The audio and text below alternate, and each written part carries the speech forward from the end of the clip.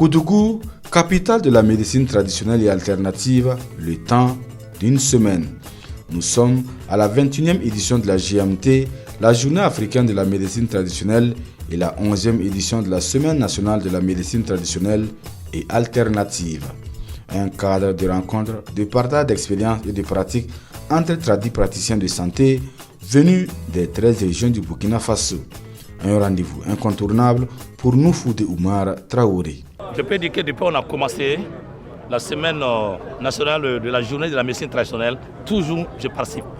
C'est un domaine que j'aime beaucoup. Bon, je crée mon compte. Mon compte, c'est quoi? C'est les relations. Et entre nous, l'échange entre nous, les TPS. Voilà. Il y a des gens qui connaissent quelque chose, moi je ne connais pas. Et en collaboration, et on peut échanger. Voilà. Et vraiment, ça me va droit au cœur. Donc, on a amené beaucoup de produits. Mais, comme d'abord, le produit pour l'hypertension artérielle. Très très bon pour l'hypertension artérielle. On a ça. Et on a 7 produits pour les hémorroïdes internes, les ballonnements et les gargouillements. Très efficaces. Moi, j'habite ici à Koudougou depuis 20 ans. Je suis de formation agronomique, donc je suis ingénieur agro. Et puis, arrivé ici, là, j'ai voulu connaître les plantes et j'ai commencé à apprendre les plantes médicinales pour pouvoir être agréé comme praticien. Ça, c'est le produit Artemisia qui est cultivé ici à Koudougou. Et je cultive l'Artemisia depuis 2018 pour soigner le palu. On peut l'utiliser à la fois en préventif ou en curatif. Je suis là pour présenter l'huile de Carapa Procera, de son nom scientifique, Sinocobi, dans la zone de l'Ouest. Cette huile a été extraite dans la zone de l'Ouest et elle est utilisée pour tout ce qui est problème de peau. Nous sommes venus exposer des produits de la naturothérapie, tout ce que nous vendons naturel, pour aider nos frères à trouver la santé à moindre coût. Moi encore da tito romic titan moi ne koko tim palutim diabète et bonne kitramba fibre na ya sinisi tim ngi dañu bokk da bala han nga sabañu bokk bala la plupart. Bon, chez moi, comme je dis, nous faisons des produits à base des plantes médicinales avec des dosages vraiment bien précis, respectant vraiment les normes scientifiques. Et en dehors des plantes médicinales, nous faisons des prises en charge alimentaires, c'est-à-dire la pratique de la médecine nutrition, c'est-à-dire la diététique. Nous faisons ça également parce que comme l'Hippocrate a dit, que ta nourriture soit ton médicament, que ton médicament soit ta nourriture. La médecine traditionnelle africaine au Burkina Faso, tout comme dans de nombreuses régions africaines, est ancrée dans nos racines culturelles, transmises de génération en génération. Elle se caractérise surtout par une approche globale de la santé humaine. Et ce 21e GMT pose donc la problématique de la contribution de la médecine traditionnelle à la santé holistique et au bien-être pour tous. Pour que nous puissions atteindre une santé parfaite pour tout le monde, il faut intégrer tous nos savoirs, toutes les personnes qui peuvent prodiguer des soins. Et comme nous disons à la médecine traditionnelle a existé avant la médecine moderne. Et la médecine traditionnelle n'a pas vocation de remplacer la médecine moderne, ni de concurrencer la médecine moderne. Donc c'est une complémentarité. Et nous pensons que si les deux systèmes arrivent à concilier leurs efforts, ça va bénéficier à toutes nos populations. C'est de les féliciter d'abord pour ce qu'ils font, mais aussi d'exhorter les uns et les autres à faire en sorte que leurs produits puissent avoir un label de qualité. Pour ceux qui le pourraient, c'est d'amener leurs produits au laboratoire national de santé publique pour que nous imaginions que dans le cadre de conventions que l'on pourrait signer avec le ministère de la Santé, qu'ils puissent avoir des lignes pour accompagner ces producteurs-là, pour qu'on puisse au moins garantir la sécurité sanitaire pour certains des produits qui sont arrivés à un certain niveau de maturité et qui ont l'autorisation de l'ANRP. Voilà, il y a quelques praticiens, comme je l'ai dit, qui demandent les services de l'ANSEAD. Je dois reconnaître que ce sont des prestations qui sont tarifées. Donc il y a peut-être la barrière de la financière qui fait que tout le monde ne vient pas. Mais je pense que c'est une première étape. Une première étape pour déjà s'assurer de l'absence de certains contaminants chimiques qui, au-delà de l'efficacité thérapeutique du médicament qu'il est censé avoir, ces contaminants chimiques peuvent faire en sorte que le médicament devienne beaucoup plus un poison. Donc nous pensons que cette fréquentation de l'ANSEAT peut justement nous amener à avoir un cahier de charge autour des producteurs traditionnels de médicaments pour qu'ensemble nous pourrions améliorer justement cette démarche dans notre pays. Véritablement, quand vous regardez, il y a beaucoup de personnes qui ont des très bons remèdes et il faudrait faire leur promotion. La médecine traditionnelle a sa place à côté de la médecine conventionnelle. Mais pour cela, il faut qu'elle reste vraie. Il faut qu'elle reste authentique. Il ne faut pas qu'elle soit falsifiée. Le ministère de la Santé, le gouvernement dans son ensemble croit en la médecine traditionnelle. Je peux comprendre qu'à un certain moment, notamment les plus anciens, se disent que finalement la médecine traditionnelle n'est pas une priorité. J'ai noté aussi par exemple qu'ils ont souhaité que la direction qui s'occupe de la médecine traditionnelle soit érigée en direction générale. Et dans l'organisation actuelle qui est la nôtre, nous avons essayé d'expliquer que ce n'est pas une panacée d'être une direction générale, mais que le plus important, c'est d'accorder toute l'importance à la médecine traditionnelle. Donc je voudrais leur lancer un vibrant appel pour leur dire de rester mobilisés, de croire toujours en leur art, en ce qu'ils sont en train de faire, et que le gouvernement se tient à leur côté pour véritablement travailler à valoriser le potentiel qu'ils ont.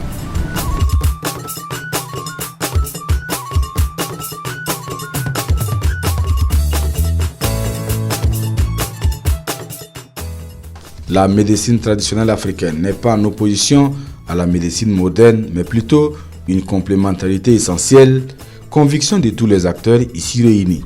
C'est dit l'importance de la médecine traditionnelle dans la bonne marche d'une nation. C'est pourquoi les autorités burkinabées annoncent de profondes réformes pour donner à ce savoir-faire africain la place qui est la sienne. Cette année, nous commémorons encore la journée africaine de la médecine traditionnelle. Je dois dire que en rapport même avec l'orientation politique en matière de développement, la médecine traditionnelle a un bel avenir au Burkina.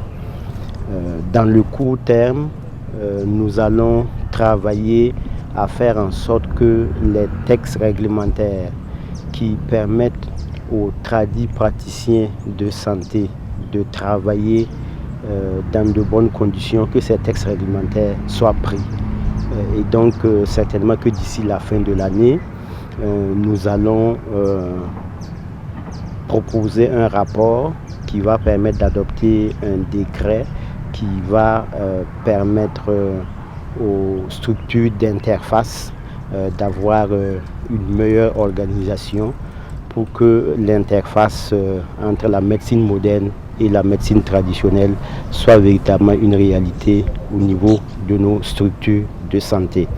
Je voudrais aussi annoncer le fait que, en termes d'exercice même de la médecine traditionnelle, nous avons encore des textes à prendre et courant premier trimestre de l'année 2024 au plus tard, ces textes aussi seront pris.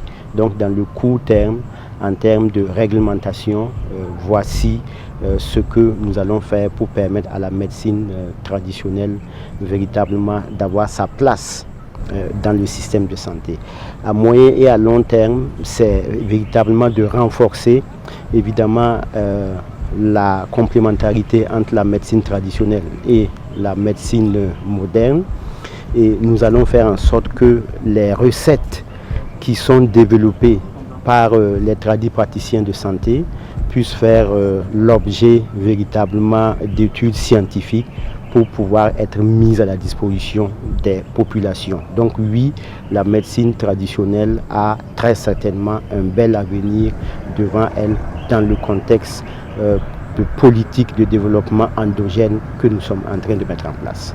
La médecine traditionnelle fait l'objet déjà d'une direction centrale, d'une direction technique et que nous puissions allouer suffisamment de ressources financières pour que la médecine traditionnelle puisse jouer le rôle qui est le sien? Nous pouvons dire qu'il y a une lueur d'espoir parce que vous avez entendu les promesses du gouvernement. Il y aura un financement conséquent à partir de 2024. Et les tradipraticiens n'attendent que ça. C'est comme nous nous disons à chaque fois, personne ne viendra financer notre médecine traditionnelle à part nous les Burkinabés. Voilà. C'est une souveraineté nationale et le gouvernement a fait des promesses, mais nous invitons aussi le secteur privé à s'y investir.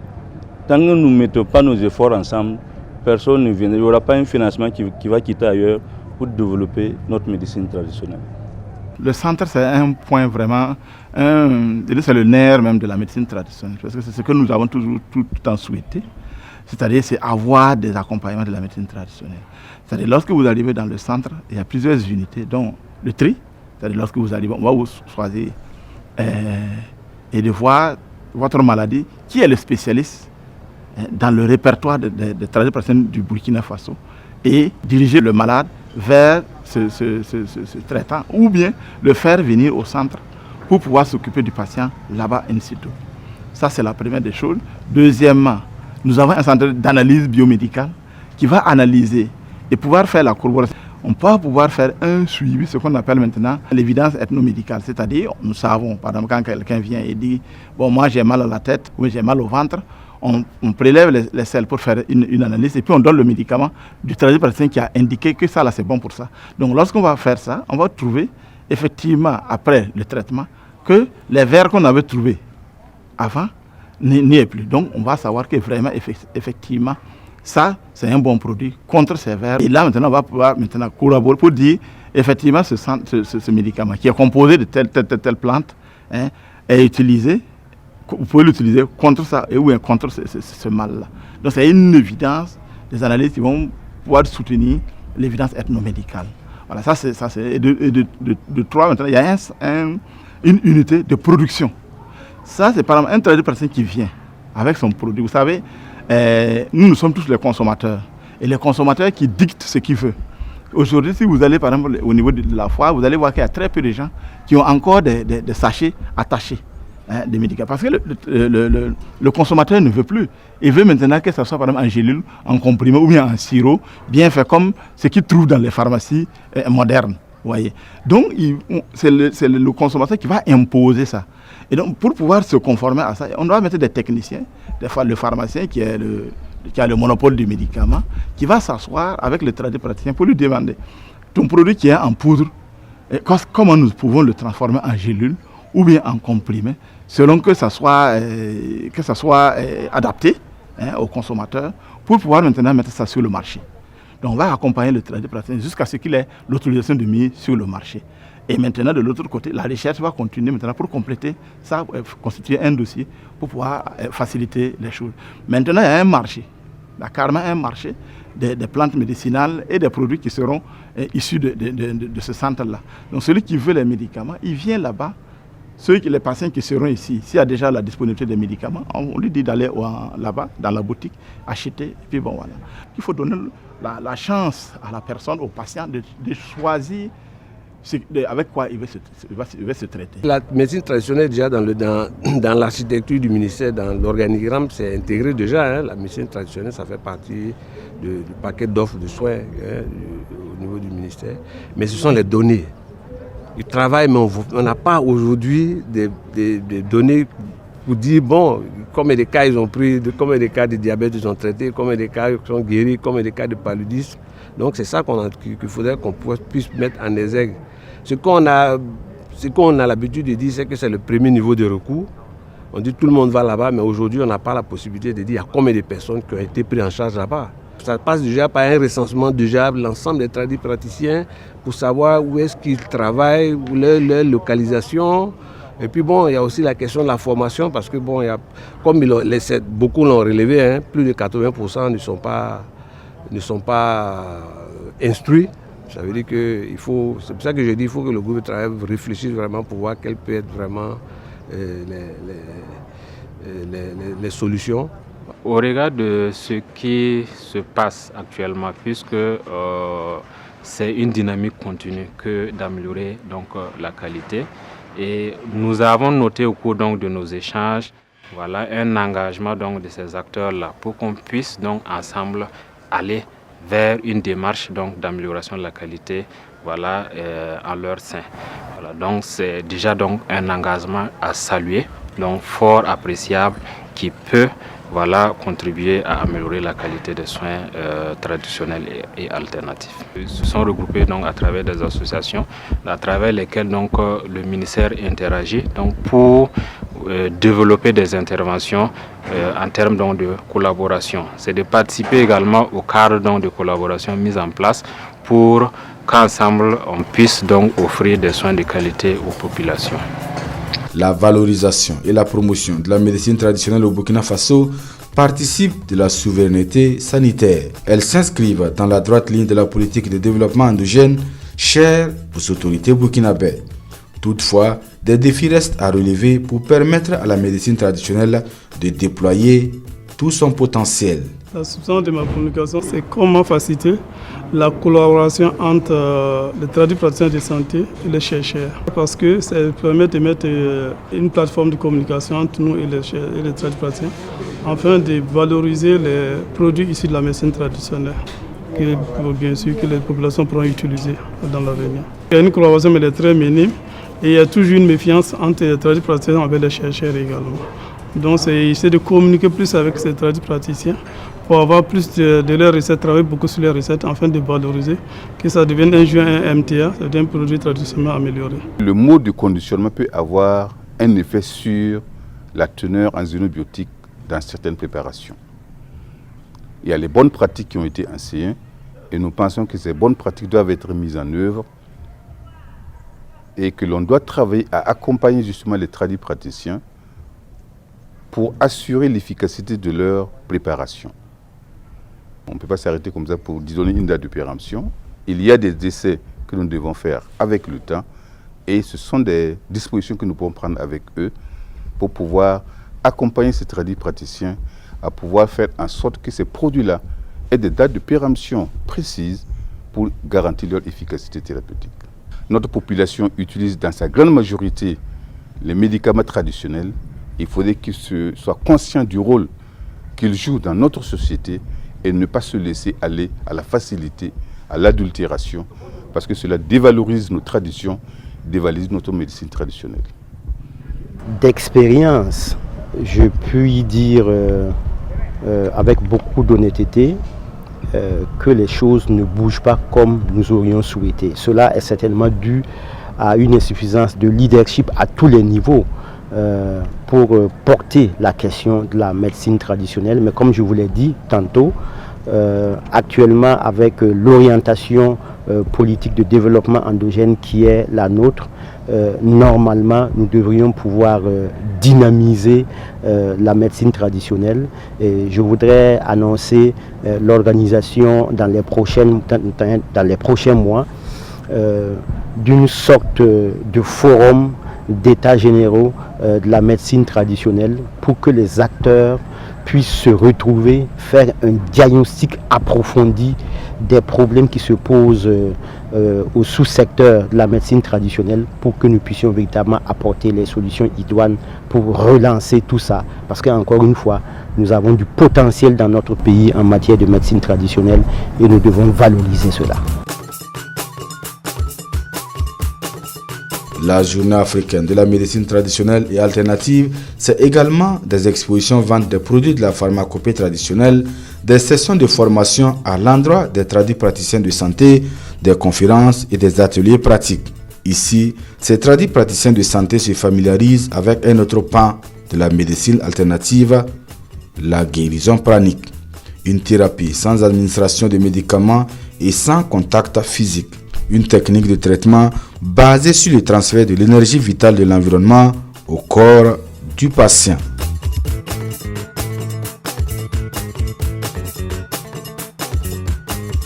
Alors, la guérison pranique, c'est une thérapie holistique. En plus de ce que les guérisseurs traditionnels font, la guérison pranique peut les aider dans presque tout ce qu'ils font. C'est une pratique qui est là, qui existe depuis 2008 au Burkina Faso. mais ce n'est pas très bien connu. Donc à travers cette conférence, je suppose que ceux qui ont pris part à cette formation comprennent qu'il y a d'autres modalités en plus de la médecine traditionnelle, il y a la médecine alternative, dont la guérison pranique, et que nous vous avons bien voulu partager avec l'audience.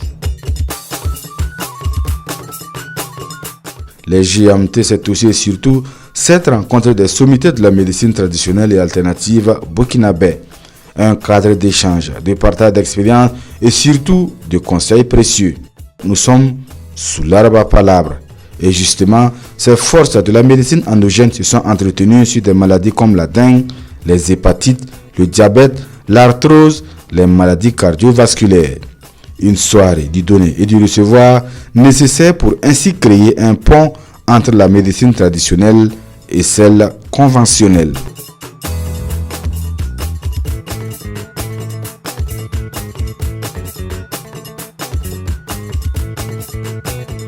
Cadre du donner et du recevoir, la 21e GMT aura tenu toutes ses promesses. Elle aura surtout tenu le pari de créer une synergie entre les différents acteurs du système de santé conventionnel et traditionnel du Burkina Faso et d'ailleurs.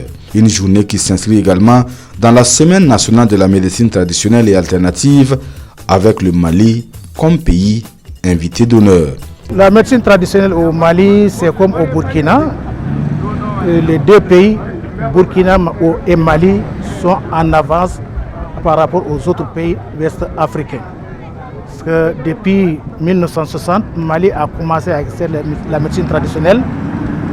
L'OMS a recruté un Malien, professeur Modou Koumaré, qui faisait l'activité de médecine traditionnelle au niveau de l'OMS depuis 1960 à nos jours.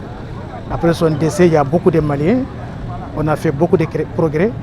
Donc la médecine traditionnelle au Mali, vraiment, on dit Dieu merci parce qu'on est en train d'avancer. Il y a des textes réglementaires qui cadrent la médecine traditionnelle. Donc tous les praticiens de santé qui veulent exercer la médecine traditionnelle, ils sont obligés de passer par ces voies. Aux praticiens du Burkina, je les fais appel à se réunir à une seule fédération.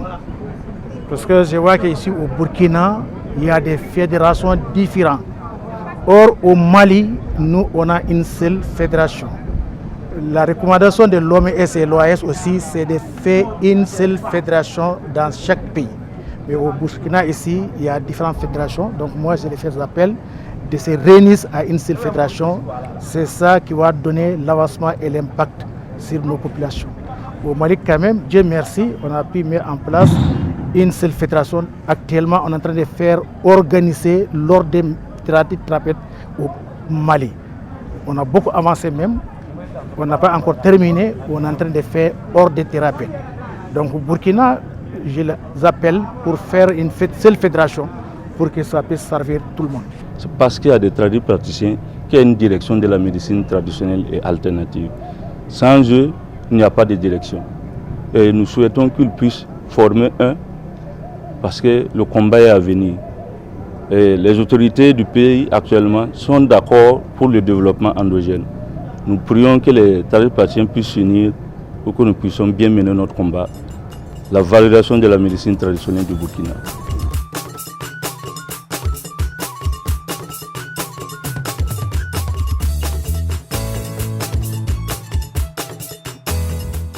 Pour leur contribution à la promotion et à la valorisation de la médecine traditionnelle, ces praticiens de santé reçoivent des distinctions honorifiques. Ils sont faits chevaliers de l'ordre de mérite avec Agrave Santé au nom du chef de l'État. Les 21e Journées africaines de la médecine traditionnelle et la 11e édition de la Semaine nationale de la médecine traditionnelle et alternative se referment avec des actions fortes prises par l'ensemble des acteurs pour promouvoir davantage la médecine traditionnelle et alternative au Burkina Faso.